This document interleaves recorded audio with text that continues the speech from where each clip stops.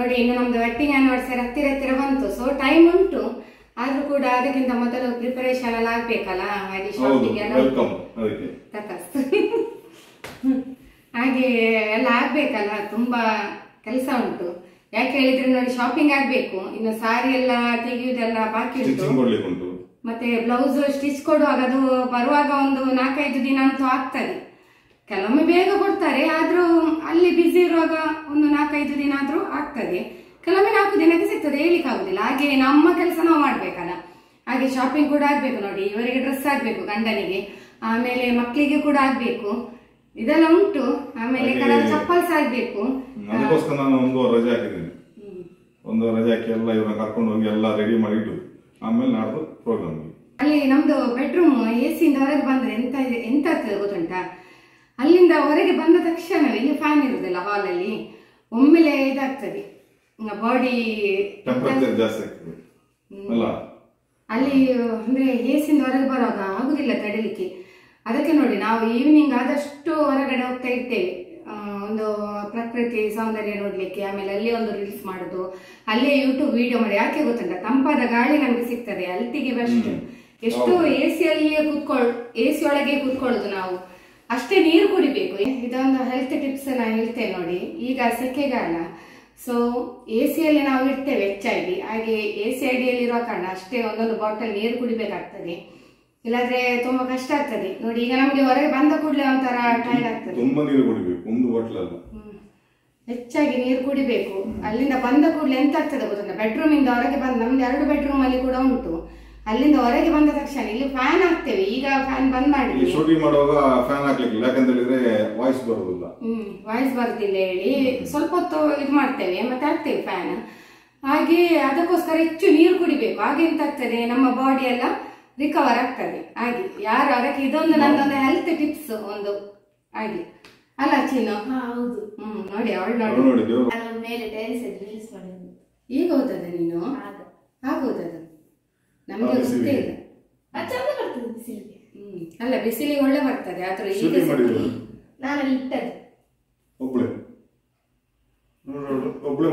ನಮ್ಗೆ ಗೊತ್ತೇ ಇಲ್ಲ. ನೋಡಿ ನಾನು ಹೇಳಿದ್ದೆ ನೀನು ಆಲ್ರೆಡಿ ಅದರ ಮೇಲೆ ರೀಲ್ಸ್ ಮಾಡು ಅಂತ ಹೇಳಿ. ಹಾಗೆ ಮತ್ತೆ ಬಿಸಿಲಿಗೆ ಒಳ್ಳೆ ಬರ್ತದೆ, ಬಿಸಿಲಿಗೆ ಉಂಟಲ್ಲ ಅದು ಕ್ಲಾರಿಟಿ ಎಲ್ಲ ಸೂಪರ್ ಬರ್ತದೆ.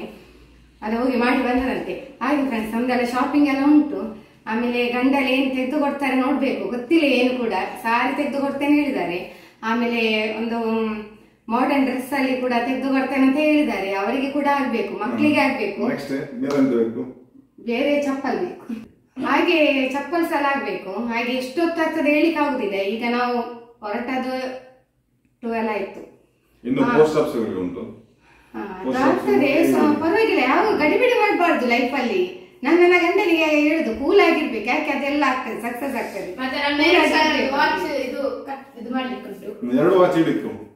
ಅದು ಹಿಡ್ಕೊ ರೆಡಿ ಮಾಡಿದೆ, ಇಡ್ತಿದ್ಯಾ? ಅವಳೊಂದು ಹೊಸ ವಾಚ್ SLC ಅವಳಿಗೆ ಹೋಗ್ಬೇಕಾದ್ರೆ ನಂಗೆ ವಾಚ್ ಬೇಕು ಅಂದಿಲ್ಲ, ಹಾಗೆ 2000 ರೂಪಾಯಿ ವಾಚ್ ತೆಗೆದು ಕೊಟ್ಟೆ ನಾನು. ಅದೀಗ ಲೂಸ್ ಆಗಿದೆ, ಅದು ಚೈನ್. ಅವ್ಳಿಗೆ ಚೈನ್ ಇಂದ ಬೇಕಂತೆ, ಬೆಲ್ಟ್ ಇಂದ ಬೇಡ ಅಂತೆ. ಹಾಗೆ ಚೈನ್, ಅದು ಚೈನ್ ಕಟ್ ಮಾಡ್ಲಿಕ್ಕೋಸ್ಕರ ತಗೊಂಡು ಹೋಗುದು. ಈಗ SLCಗೆ ಬೇಕಲ್ಲ, ಅದಕ್ಕೋಸ್ಕರ ಸ್ಲೋ ಫ್ಯಾನ್ ಇಡು ಚಿನ್ನು, ಸ್ವಲ್ಪ ಇಡು, ಒಂದು 5 ನಿಮಿಷ ಹೊರಡುದಿನ. ಹಾಗೆ ಮಗಳಿಗೆ ಫ್ಯಾನ್ ಹಾಕ್ಲಿಕ್ಕೆ ಹೇಳಿದೆ, ಇಲ್ಲದ್ರೆ ಆಗುದಿಲ್ಲ ಫ್ರೆಂಡ್ಸ್ ಕುತ್ಕೊಳ್ಳಿಕ್ಕೆ. ಹಾಗೆ ಇನ್ನು ನಮ್ಮ ಮರದಲ್ಲಿ ಅದ ಮಾವಿನ ಹಣ್ಣ ಇದೆ.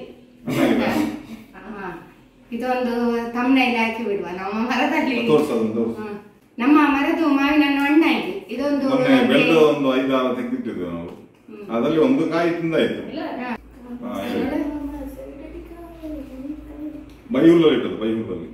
ಇದು ನಮ್ಮ ಮರದಲ್ಲಿ ಆದ ಮಾವಿನ ಹಣ್ಣು ಫ್ರೆಂಡ್ಸ್. ಮೊನ್ನೆ ಹೇಳಿದ್ದೆ ಅಲ್ಲ ಹಣ್ಣಿಗೆ ಇಟ್ಟಿದ್ದೇವೆ ಅಂತ. ಒಳ್ಳೆ ಪರಿಮಳ ಉಂಟಲ್ಲ ನೋಡಿ, ಒಳ್ಳೆ ಪರಿಮಳ ಉಂಟು.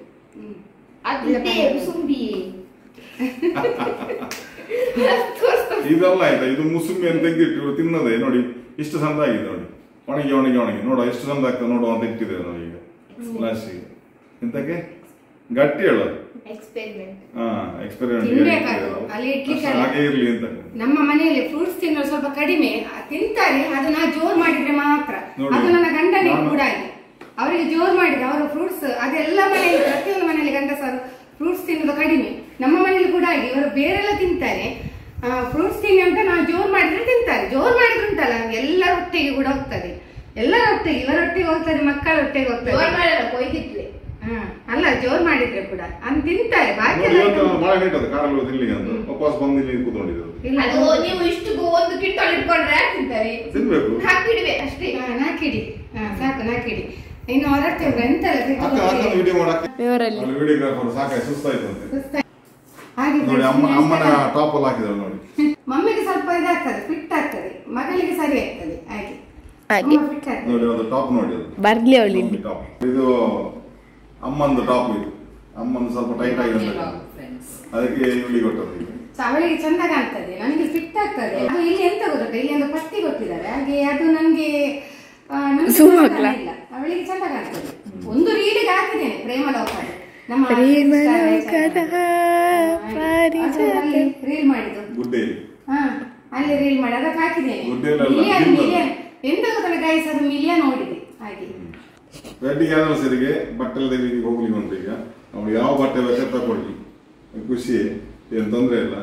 ಅವರಿಗೆಲ್ಲ ಬೇಕಾದೆಲ್ಲ ನಾವು ಮಾಡಿಸಿ ಕೊಡ್ಬೇಕು. ಅವರಿಗೆ ಡ್ರೆಸ್ ಅದು ಎಂತ ಬೇಕಾದೆಲ್ಲ ನಾವು ಕೊಡ್ಬೇಕು. ಆಗ ಅವ್ರಿಗೆ ಒಂದು ಖುಷಿಯಲ್ಲಿ ಇರ್ತಾರೆ. ಆಗ ಅವರು ಖುಷಿ ಉಂಟು ಅಂತಂದ್ರೆ ಮನೆ ಇಡೀ ಖುಷಿ ಅಂತ ಅರ್ಥ, ಹೌದಲ್ಲ ಫ್ರೆಂಡ್ಸ್?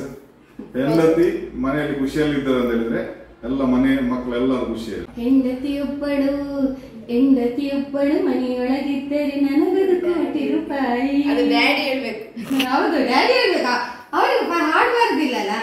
ಇನ್ನೊಂದು ಪಾಯಿಂಟ್ ಹೇಳಿ. ಹೆಂಡತಿಯೊಬ್ಬಳು ಮನೆಯೊಳಗಿದ್ದರೆ ನನಗದು ಕೋಟಿ ರೂಪಾಯಿ ಅಂದ್ರೆ ಅದಕ್ಕೊಳ್ಳ ಅರ್ಥ. ಹೆಂಡತಿಯನ್ನು ಮನೆಯಲ್ಲಿ ಅಂದ್ರೆ ಮನೆಯಲ್ಲಿ ಹೆಂಡತಿ ನಗು ನಗುತ್ತಾ ಇದ್ರೆ ಗಂಡನಿಗೆ ಶ್ರೇಯಸ್ಸು ಅಂತ ಕೋಟಿ ರೂಪಾಯಿ. ಬಟ್ ಅವರು ಒಂದು ಪ್ರೀತಿಯಿಂದ ತೆಗೆದು ಕೊಡುವಂತದನ್ನು ನಾವು ಸ್ವೀಕಾರ ಮಾಡ್ತೇವೆ ಅಷ್ಟೇ, ನಮ್ಮ ಮನೆಯ ಕತೆ. ಹಾಗೆಲ್ಲ ಫ್ರೆಂಡ್ಸ್, ಈಗ ನಾವು ಹೊರಟದ್ವಿ. ಇನ್ನು ತೊಂದರೆ ಇಲ್ಲ, ಹೇಗೋ ಊಟ ಹೊರಗಡೆ. ಇನ್ನು ಒಂದು ಎಲ್ಲಿಗೆ ಹೋಗ್ಲಿಕ್ಕೆ ಉಂಟು.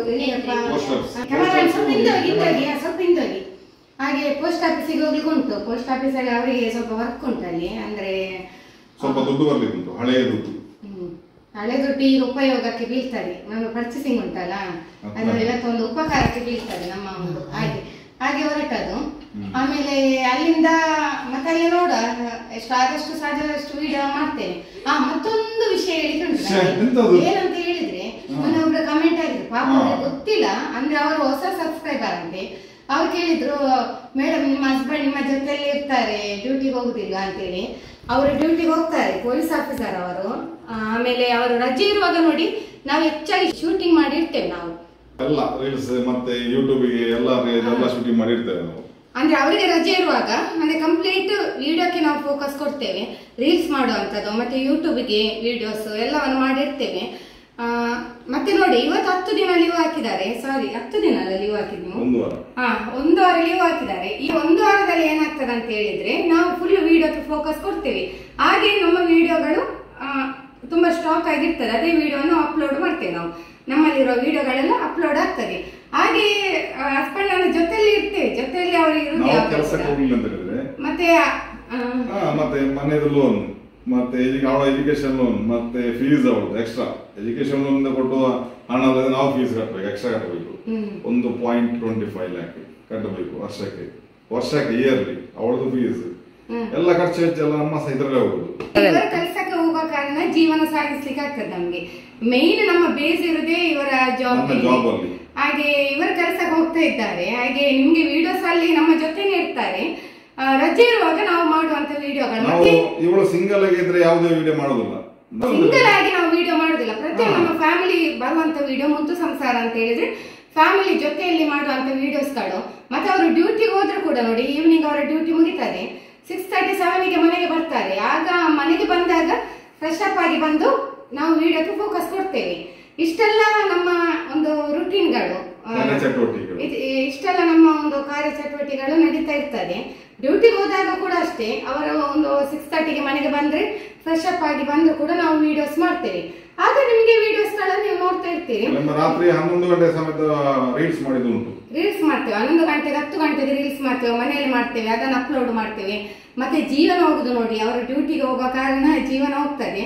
ಮೇನ್ ಅವರ ಡ್ಯೂಟಿ ಅದು ನಮ್ಗೆ ಇಂಪಾರ್ಟೆಂಟ್, ಗೊತ್ತಾಯ್ತಲ್ಲ. ಈಗ ನೋಡಿ, ಈಗ 1 ವಾರ ರಜೆ ಹಾಕಿದ್ದಾರೆ. ಮತ್ತೆ ಅವರಿಗೆ ರಜೆ ಇರ್ತದೆ ನೋಡಿ, ಅವರಿಗೆ CL EL ಅಂತದೆಲ್ಲ ರಜೆ ಇರ್ತದೆ, ಅದನ್ನೆಲ್ಲ ಒಟ್ಟಿಗೆ ತೆಗಿತಾರೆ. ಮತ್ತೆ ಸೆಕೆಂಡ್ ಸ್ಯಾಟರ್ಡೆ ಅಂತದೆಲ್ಲ ಲೀವ್ಸ್ ಇರ್ತದೆ, ಸಂಡೇ ಎಲ್ಲ ಅದನ್ನೆಲ್ಲ ರಜೆ ತೆಗಿತಾರೆ. ಆ ರಜೆಯಲ್ಲೆಲ್ಲ ನಾವು ಶೂಟಿಂಗ್ ಮಾಡಿ ಇರ್ತೇವೆ ಫ್ರೆಂಡ್ಸ್. ಮತ್ತೆ ಈಗ ನೋಡಿ ಮಗಳ ಲೋನ್ ಉಂಟು, ಎಜುಕೇಶನ್ ಲೋನ್ ಉಂಟು, ಮಗಳು ಮೆಡಿಕಲ್ ಕಲಿತಿದ್ದಾಳೆ, ಅವಳ ಎಜುಕೇಶನ್ ಲೋನ್ ಉಂಟು. ಮತ್ತೆ ಅದು ಕೂಡ ಹಣ ಇತ್ತು ಯಾರು ಕೂಡ ಕಳಿಸುದಿಲ್ಲ, ಯಾರಲ್ಲಿ ಕೂಡ ಅಮೌಂಟ್ ಇತ್ತು ಕಳಿಸುವಂತದಲ್ಲ, ಎಜುಕೇಶನ್ ಲೋನ್ ಮಾಡ್ತಾರೆ. ಈಗ ಮೆಡಿಕಲ್ ಒಂದು ಮಾಡ್ಬೇಕಂತ ಹೇಳಿದ್ರು ಒಂದು ಮನೆಯಲ್ಲಿ ಎಜುಕೇಶನ್ ಲೋನ್ ಇರ್ತದೆ. ಹಾಗೆ ಈಗ ಮನೆ ಕಟ್ಟುವಾಗ ಅಲ್ಲದೆ ಎಕ್ಸ್ಟ್ರಾ ನಾವು ಕೈಯಿಂದ ಆಗ್ಬೇಕು. ಅವರು ಕೊಡೋದು 75% ಮಾತ್ರ ಬ್ಯಾಂಕಿನವರು, ನಾವು 25% ನಾವು ಹಾಕ್ಬೇಕು ಕೈಯಿಂದ. ಆ ಅಮೌಂಟ್ ನಾವು ಕೈಯಿಂದ ಸ್ವತಃ ಭರಿಸಬೇಕಲ್ಲ. ಮತ್ತೆ ಅವಳದು ನೋಡಿ, ಅವಳು SLC ಈ ಸರ್ತಿ ಫೀಸ್ ಎಲ್ಲ ಜಾಸ್ತಿ ಆಗಿದೆ, ಫೀಸ್ ಎಲ್ಲ ಜಾಸ್ತಿ ಉಂಟು. ನಾಡ್ದವಳಿಗೆ ಒಂದು ಪ್ರೈಸ್ ಉಂಟು, ಹೇಳು ಎಂತ ಅಂತ ಹೇಳು. ಅದು ಕನಕದಾಸ ಜಯಂತಿಯ ಲೆಕ್ಕದ್ದು ನಮಗೆ ಸ್ಕೂಲಿಗೆ ಬಂದು ಎಕ್ಸಾಮ್ ಮಾಡಿದ್ರು, ಆ ಎಕ್ಸಾಮ್ ಲೆಕ್ಕದ್ದು ಪ್ರೈಸ್.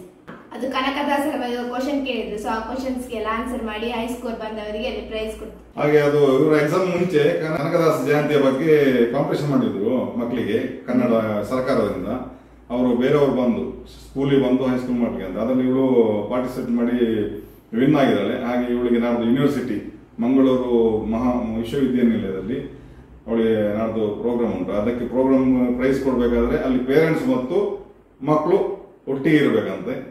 ಅದಕ್ಕೋಸ್ಕರ ನಮ್ಮ ಹಿಂದೆ ಫೋನ್ ಮಾಡಿ ಹೇಳಿದ್ರು ಶಾಲೆಯಿಂದ, ಪೇರೆಂಟ್ಸ್ ಮತ್ತು ಮಕ್ಕಳು ಇಬ್ರು ಒಟ್ಟಿಗೆ ಇರಬೇಕು ಆ ಪ್ರೈಸ್ ಕೊಡ್ಬೇಕಾದ್ರೆ. ಹಾಗೆ ನಾಡ್ದು ಸೋಮವಾರ, ನೆಕ್ಸ್ಟ್ ಸೋಮವಾರ ಅವರಿಗೆ ಅಟೆಂಡ್ ಆಗ್ಲಿಕ್ಕೆ ಹೇಳಿದ್ದಾರೆ. ಪೇರೆಂಟ್ಸ್ ನಾವು ಚಿನ್ನು ಜೊತೆ ಹೋಗ್ತಿದ್ದೇವೆ ಫ್ರೆಂಡ್ಸ್. ಹಾಗೆ ನಮ್ಮ ಇದರಲ್ಲಿ ನನ್ನ ಜಾಬ್ ನಲ್ಲಿ ಎಲ್ಲ ಮನೆಯೆಲ್ಲ ನಿರ್ವಹಿಸಿಕೊಂಡಿದ್ದು ನಾವು. ಮತ್ತೆ ಯೂಟ್ಯೂಬ್ ನೋಡಿ, ಇದೊಂದು ನನಗೊಂದು ಪ್ಯಾಷನ್ ಇತ್ತು. ಸೊ ನಾನು ಇದೊಂದು ಒಳ್ಳೆಯ ಪ್ಲಾಟ್ಫಾರ್ಮ್ ನನ್ನ ಪ್ರತಿಭೆಗಳನ್ನು ತೋರಿಸೋದು. ಆಮೇಲೆ ನಾನು ರೀಲ್ಸ್ ಮಾಡ್ತಾ ಇರುವಾಗ ಹೆಚ್ಚಿನವರು ನನಗೆ ಹೇಳಿದ್ರು, ಮೇಡಮ್ ನೀವು ಯೂಟ್ಯೂಬ್ ಚಾನಲ್ ಓಪನ್ ಮಾಡಿ ಅಂತ. ಮಾತಾಡೋ ಸ್ಕಿಲ್ ಒಂದು ಉಂಟು, ದೇವರ ಆಶೀರ್ವಾದದಿಂದ ಮಾತಾಡುವ ಒಂದು ಸ್ಕಿಲ್ ಅನ್ನು ನನಗೆ ದೇವರು ಒಂದು ವರದಾನ ಮಾಡಿದ್ದಾರೆ. ಸೊ ಅದು ನನಗೆ ಅದು ಸಹ ಒಂದು ಹೆಮ್ಮೆಯ ವಿಷಯ. ಬಟ್ ನನಗೆ ಮನೆಯಲ್ಲಿ ಎಲ್ಲರೂ ಸಪೋರ್ಟ್ ಮಾಡಿದ್ರು, ನನ್ನ ಗಂಡ ಮಕ್ಕಳು ಯೂಟ್ಯೂಬ್ ಮಾಡುವ ಅಂತೇಳಿ. ಇದೊಂದು ಪ್ಯಾಷನ್ ಆಗಿ ಹಾಗೆ ನಾನು ಇದನ್ನು ಒಂದು ತೊಡಗಿಸಿಕೊಂಡು ಮಾಡ್ತಾ ಇದ್ದೇನೆ ಹಾಗೆ ಅಷ್ಟೇ. ಆಮೇಲೆ ಮನೆ ಜವಾಬ್ದಾರಿ, ಮನೆ ಫುಲ್ಲು ರೆಸ್ಪಾನ್ಸಿಬಿಲಿಟಿ ಪ್ರತಿಯೊಂದು ಹೋಗುದು ನನ್ನ ಗಂಡನ ಜಾಬಿನ ಮೇಲೆ. ಅವರು ಜಾಬಿಗೆ ಹೋಗ್ತಾ ಇದ್ದಾರೆ, ಎಲ್ಲ ಮಾಡ್ತಾರೆ. ಹಾಗೆ ಅವರ ಮೇನ್ ಹೌದು ಅದೇ ಅವರ ಜಾಬಿಗೆ ಪೊಲೀಸ್ ಆಗಿದ್ದಾರಲ್ಲ, ಇದು ನಮ್ಮ ಪ್ಯಾಷನ್ ಅಂತ ಹೇಳಿದೆ ನಾನು. ಇದು ನಮ್ಮ ಪ್ಯಾಷನ್ ಹಾಗೆ. ಸೊ ಈಗೆಲ್ಲ ನಮ್ಮ ಪ್ರತಿಭೆಗಳನ್ನು ತೋರಿಸೋ ಒಂದು ಒಳ್ಳೆ ಪ್ಲಾಟ್ಫಾರ್ಮ್ ಇದು. ಸೊ ಅಷ್ಟೇ ಅಲ್ಲ, ನಿಮ್ಗೆ ನಾವು ಒಳ್ಳೊಳ್ಳೆ ಎಂಟರ್ಟೈನ್ಮೆಂಟ್ ಕೊಡ್ತೇವೆ, ರೀಲ್ಸ್ ಮಾಡಿ ನಿಮ್ಮನ್ನು ನಗಿಸ್ತೇವೆ, ನಮ್ಮ ಖುಷಿಯನ್ನು ವಿಡಿಯೋದಲ್ಲಿ ತೋರಿಸ್ತೇವೆ, ನೀವು ಕೂಡ ನಗ್ಬೇಕು ಅಂತೇಳಿ. ಇಷ್ಟೆಲ್ಲ ಮಾಡುದು ನಮ್ಮ ಜನತೆಗೋಸ್ಕರ. ಈ ಪ್ರೀತಿಯನ್ನು, ಕರ್ನಾಟಕದ ಜನತೆ ಪ್ರೀತಿಯನ್ನು ನಾವು ಸಂಪಾದನೆ ಮಾಡಿದ್ದೇವೆ. ಇದು ನಮ್ಗೆ ಒಂದು ಹೆಮ್ಮೆ ವಿಷಯ ಅಂತ ಹೇಳಿ ಹೇಳ್ಬೋದು ಫ್ರೆಂಡ್ಸ್. ಹಾಗೆ ಹೊರಡ್ತೇವೆ, ಇನ್ನು ಲೇಟ್ ಆಗ್ತದೆ. ಓಕೆ ಫ್ರೆಂಡ್ಸ್, ಇನ್ನು ನಾವು ಬಾಯ್. ಮುಂದಿನ ವಿಡಿಯೋವನ್ನು ಮುಂಬರುವ ಭಾಗದಲ್ಲಿ ವೀಕ್ಷಿಸಿ. ಓಕೆ, ವಿಡಿಯೋ ತಮ್ಮೆಲ್ಲರಿಗೂ ಕೂಡ ಇಷ್ಟ ಆಗಿದ್ರೆ ಲೈಕ್, ಶೇರ್, ಕಮೆಂಟ್ ಮಾಡಿ. ಹಾಗೂ ಫಸ್ಟ್ ಟೈಮ್ ನಮ್ಮ ಚಾನೆಲ್ ನೋಡುವವರು ಸಬ್ಸ್ಕ್ರೈಬ್ ಮಾಡಿ. ಸಿಗೋಣ ಮುಂದಿನ ವಿಡಿಯೋದಲ್ಲಿ. ಧನ್ಯವಾದಗಳು.